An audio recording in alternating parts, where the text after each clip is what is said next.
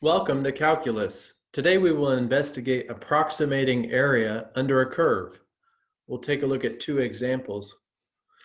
Our first example says that we want to approximate the area under the curve over the given interval using 4 right endpoint rectangles. We want to graph both the function and the rectangles used to approximate the area. Let's start by graphing the function. So it is a quadratic function, y equals negative x squared over 2 plus x plus 5. And the way that I want to graph that is by creating a table. So I'm going to head to Desmos very quickly just to generate that table. So I'll take the function, type it in, y equals negative x squared divided by 2, and we're going to add x and add 5. So there's my function. I do see it's a parabola that's opening downward. We'll convert it to a table. And our interval is negative 2 through 2, so this table will work well for us. So negative 2 has the value of 1, negative 1 has the value of 3.5, 0 is at 5, our vertex there is at 5.5 at 1. And then 2 has the value of 5. So I'll record that table and let's graph our function.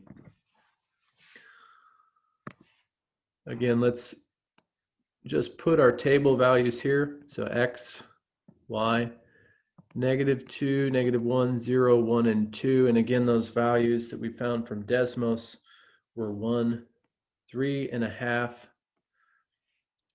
5, 3.5,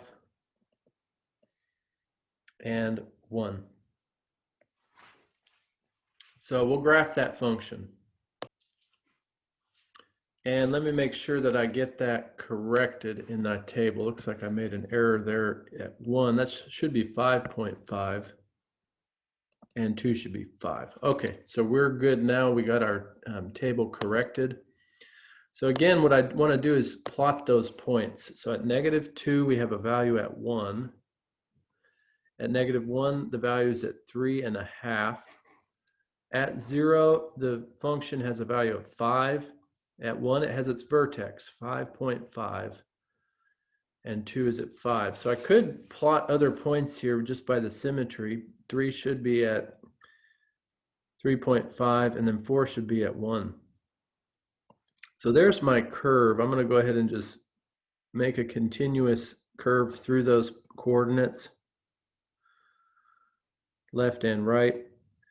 So what we're interested in doing is we want to find the area under the curve over the interval from negative 2 through 2. And specifically, we want to use 4 right endpoint rectangles. So I do see that here in the instructions. I got to use 4. So what I want to decide at the outset is how wide each of those rectangles should be. So what I'm going to do is I'm going to decide how big is the interval from negative 2 to 2. So from negative 2 to 2, that looks like it's about 4. In fact, exactly 4 units across. And then I just want to divide it by the number of rectangles I need to use. I need to use 4. So it turns out that each of my rectangles will be 1 unit wide. So what I want to do is I want to draw them here on my graph. I do need to know which side, left or right or midpoint, my rectangles need to achieve the function level. So here they have to hit the function level at the right corner, the right endpoint. So as I draw this first rectangle at negative 2, really where I'm going to start is here at negative 1, since that's the right side of the rectangle, and it's going to have its right endpoint right on the function. So my first rectangle is going to be this one. My second rectangle, I'll start at 0. Its function value was at 5. So notice as I draw the rectangles, what I'm doing is I'm placing, in this case, the right endpoint right on the function. At 1, the value of the function is 5.5. And at 2, my right-hand extreme of the interval, the function has a value of 5. So my approximation of the curve is going to be the area of those 4 rectangles added up. So I want to write it as a sum. So from the first rectangle, it'll be length times width. So its length is going to be equivalent to the value of the function at -1. So its value of function at -1 was 3.5. So I'm going to write 3.5 times the width, which we determined was 1 unit wide based on the interval and the number of rectangles I need to use. So 3.5 times 1, plus the value at 0 was 5, so 5 times 1, that's that second rectangle. Plus at 1, the value was 5.5. So 5.5 times 1. And then my last interval here is at 2. And the value there for the function is 5. So plus 5 times 2. Oops, not 2. All of these have the width of 1. So then for me to approximate the area, I just need to multiply and add. And multiplying doesn't really do a whole lot because it's a width of 1. So it's 3.5 plus 5. That's 8.5. Plus 5.5 would be 14. And plus 5 would give me an approximate area under that curve of 19. And what we'll do for units is we'll put them as square units. 19 square units. So with this example, we're using the right-hand endpoint of the rectangles. Let's take a look at a second example that uses the midpoint of rectangles to approximate the area under the curve. So again, we want to start by graphing the function. This one's x squared minus 2x plus 3. So we want to create a table like we had for that first example. This interval is from -2 to +3. So let's give those values. I'm keeping my eye on the fact that we have to use 5 midpoint rectangles. So if I'm thinking about midpoints, I need to include definitely this value at -2, but then I need to go by the halves. So -2.5, -1.5, -0.5 half, 1.5, 2.5, and then I do need a value at 3.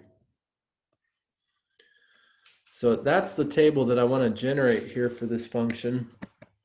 So let's take it over to Desmos like we had done at first. Again, we just need to get a table. So we'll clear out our first function. Let's type in y equals the new one, x squared minus 2x plus 3. So this is a parabola that's opening upward. Again, we want a table that'll tell us about the midpoint. So again, I'm going to customize this table to look like what we had used on our midpoint. So I'll put 1.5, -0.5, 0.5, 1.5, 2.5, and lastly 3. So those are the values that I want to create there. So I'm going to record that table. So again, -2 had the value of 11. -1.5 was 8.25. -0.5 is going to be 4 1/4. Half had the value of 2 1/4. 1.5 had the value of 2 1/4 as well. So we see that's kind of in the vicinity of the vertex. 2.5 had the value of 4 1/4. And then 3 itself had a value of 6. So let's take that back to our note screen to finalize the graph in the table there. So again, just to record this, -2 is 11. -2.5 You know, we don't need that one.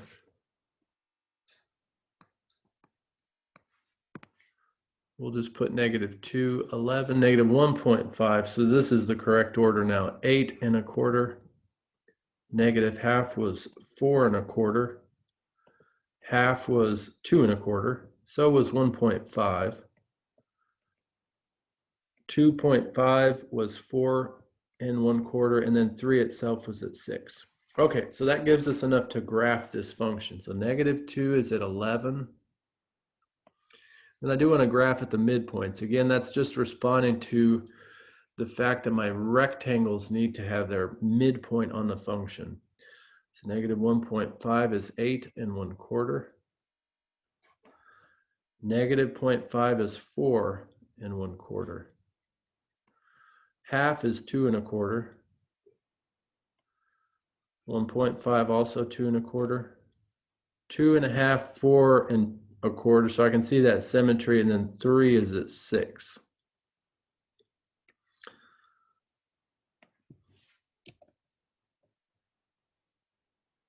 So at that point, what I want to do is connect the points here to give myself a continuous curve.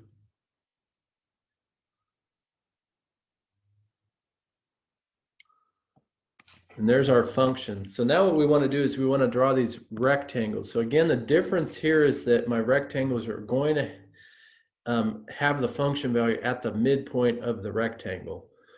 Let's just check the interval. So the interval was from -2 to 3. So that's a length of 5. So actually a total width of 5. And I'm going to divide that by 5 just to see the width of each rectangle. So again, like our first one, each one will have a width of 1 unit. So I'm going to start by placing my first rectangle. It starts at -2, but its midpoint is going to hit that function. So I'm going to draw it, and notice as I draw it, it doesn't hit it -2, it doesn't hit at -1, it hits the function at -1.5. Similarly, here my second rectangle is going to hit the function at -0.5. My third rectangle is going to hit it at +0.5. So is my next one. And my final rectangle is going to hit the function at 2.5. So there's my rectangles. Again, the difference between the first example and this one is where are we placing the rectangle on the function. Here I'm putting it right exactly in the middle of that width. So again, to calculate the area that is represented by those rectangles, I just need to multiply length times width. So for my first rectangle, where it's hitting is here at 8.25. So it's going to be 8.25 times a width of 1, which we determined by dividing the interval by the number of rectangles, plus 4.25 times 1, plus 2.25 times the width of 1, plus again 2.25 times 1, plus 4.25 times 1. So if I count up, that should be a total of 5 rectangle areas. So 1, 2, 3, 4, 5. That looks good. And then I just need to add up those values. Again, the 1 doesn't change the area much for each rectangle. So I'm adding 8 1/4 plus 4 1/4. That's a total of 12 1/2. Plus 2 1/4 is going to be 14 3/4. Plus 2 1/4 is going to be 17. And plus 4 1/4 more is going to give me 21.25 square units. 21.25 square units. So thank you for joining for this initial investigation of finding the area under a curve, in this case, by using rectangles to approximate the area. We looked at one that had rectangles with their endpoints on the right side hitting the function, and then one example where the midpoint of the width of the rectangle was on the function. Again, thank you for joining. See you soon.